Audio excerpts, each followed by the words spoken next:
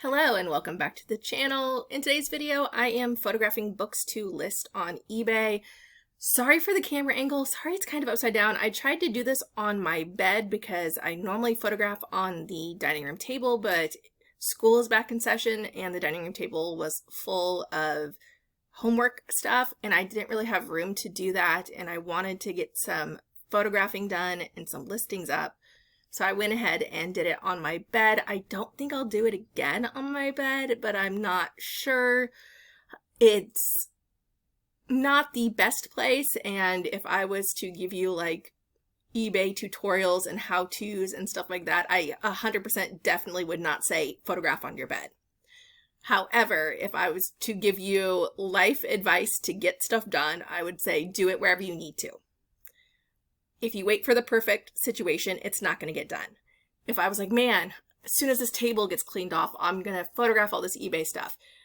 Well, it's kind of like eating Oreos and brushing your teeth at the same time. It's just not going to happen. It's not going to happen at this stage of my life. And I'm perfectly okay with that. I've come to terms with that. I'm living in my truth, so to speak. I know that this stage in my life is chaos. And I'm kind of embracing it just because I know that it is a temporary stage for, it may be a temporary stage for 10 years, but it is a temporary stage. I know I only have 3 years left until my oldest is out of the house. So I know that this is temporary. I need to embrace it, and I try to get work done where I can.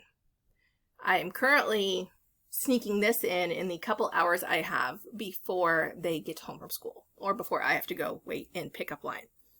So embrace what you can. It may not be perfect. Am I making an eBay tutorial for you to follow me and go, this is how you should do it? Absolutely not. Am I making this is how things get done when we need them to get done? Yes. And to support that evidence, I sold cafeteria trays over the weekend. A lot of 4 vintage cafeteria trays, the really thick melamine brown ones. The really big ones, and it was like 8 by 15 or something like that. The pictures I posted of those cafeteria trays were trash. I admit they were trash, but if it's not up, it can't sell. I did not crop the picture. I did not make sure it had a white background. You saw part of a poster board. You saw a part of a black table behind it. I did make sure I photographed any flaws that were there. I made sure I photographed the measurements of it, but I did not make sure it was the most optimal, beautiful situation in which to photograph those trays in. But you know what? They sold in 2 weeks.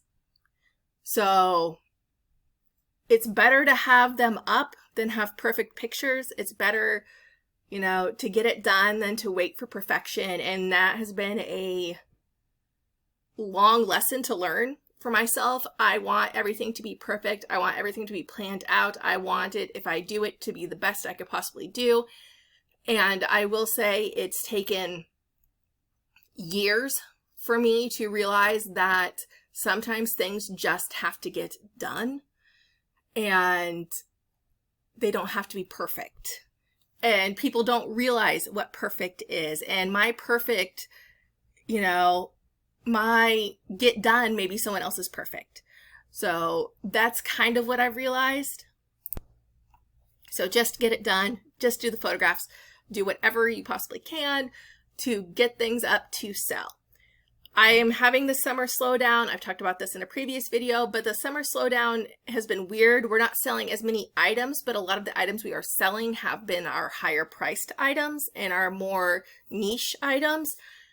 We normally are selling clothes around this time of year, and I've honestly only sold a couple things of clothing, but they were uniform specific clothing, like very specific pairs of children's chaps, like khaki pants, and they are a specific uniform design. And I did sell those because school is starting, and I know that those are uniform specific. And I'm glad I sold those. I sold those for more than I thought I would. I sold those for $24, which was great for me because they have already been my kids. So I did not originally buy those to sell. I originally bought those for my child to wear to school.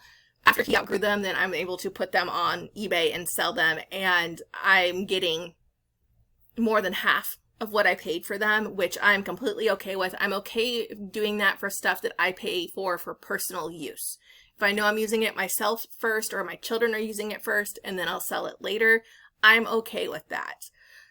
If I'm buying it to sell, I'm much more stingy when it comes to prices. I will say this past month, I've not sold really any books. I think I will sell more books the closer we get to holiday time, especially of the vintage recipe books. I think I will sell more as we get towards holiday time. But honestly, the economy right now is a crapshoot and people are kind of freaking out. So I don't know what fourth quarter is going to look like for me. My fourth quarter tends to be slower. My third quarter tends to be, so my first quarter and my third quarter tend to be my best performing quarters for my eBay store. And right now my third quarter really hasn't been. My first quarter was pretty good. My fourth quarter tends to be lackluster because I'm not selling things that could be gifts. I'm not selling specific time of year things. I do have some winter stuff up that hasn't sold, but honestly in the winter what I sell most is summer stuff because that's not in stores and people are needing that for vacations or going somewhere. I sold a snowsuit in June for a baby, so that means someone's probably going on vacation somewhere and they needed a snowsuit and they weren't in stores. So I tend to sell opposite seasons. I know some people are like, only list with the seasons. So in the spring, start listing fall stuff and make sure you have your summer stuff up by summer, list with seasons. I've had more luck listing against seasons because I'm not competing with stores then. I'm selling things that, you're going to have to go to a thrift store to buy. And like some of our thrift stores are now seasonally.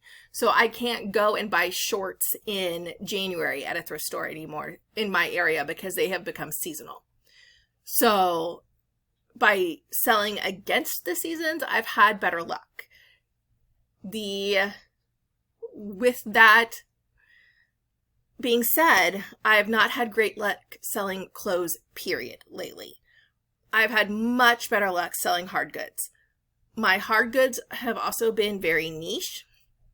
My hard goods have also been very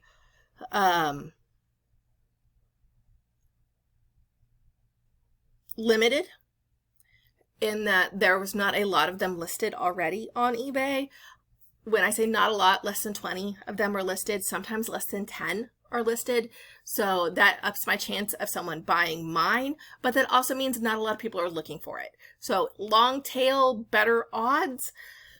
I will also say we've had 2 large returns this month and that hurt. Because both of them came back damaged and I can't relist either of them. One of them came back damaged. I could probably list it for parts, but I could not list it as a whole that it was. So that did hurt. That hurt the bottom line. But there's not a lot you can do about it. You just basically have to eat it, and that is the cost of doing business. And you get to write it off on your taxes. So I will be doing that because there's really nothing we can do about it. We will go long stretches without returns, and then it seems like they all come at the same time. So us having 2 returns probably within 2 to 3 weeks of each other is close for us. We could go months without a return. Again, very niche material, but we just happen to get 2 large returns. Some of the things we have sold, we are thinking of never buying, listing, or selling them again just because they have been so difficult to pack. And it's not been worth our room in our storage. It hasn't been worth our headache to do it. So we're probably not going to buy those. And that's like larger glasswares that are selling for like $15, but it's taking us 30 some minutes to pack it to make sure it doesn't break. And then we're hoping it doesn't break in transit. So if nothing else, we're learning what not to buy and phasing out. Like a large glass pitcher, we would sell it for $15 and it would just be a lot to ship and take up a lot of room in the house. So just probably not going to do that. Books aren't bad, but they're long tail and a lot of them are low value. Think $5.99 or less, which if you sell a whole bunch of $5.99 or less, that's fine. But if you are just selling a couple here and there a month, it's not helping for the amount of room they take. And some of the more expensive books, we want to make sure that we have more climate control, so they are taking our storage in our climate control area up. And I don't feel comfortable putting them in where we would have our other things stored because the chance of moisture in the air could mess with them, and especially with incredibly vintage books. So that can be an issue too. I will say, with me being back at work, shipping has gotten easier because I do work by a post office, so I'm not going out of my way to ship. But one of our post offices, I have been having issues lately where they have not been checking the items in on time. And we're still fine shipping wise. It's not making them late for us, but they could be up to 24 hours before they actually check them in. And they move so that's not, they don't want us to go up to the desk anymore and wait in line with pre-labeled packages. We have to drop them in a drawer, and that they're not getting scanned as quickly when we drop them in the drawer, basically, instead of just putting them, taking them to the counter and getting the receipt, which we've been told, and I have been told, and there are signs saying if you already have a pre-labeled package to then just drop it in the drawer. I'm assuming there's a lot of traffic with people and it's just taking up too much time in the day, making the lines too long. But I drop it in the drawer and it could take up to 24 hours before it's even checked in. Thank you for watching the video. Please like and subscribe and have a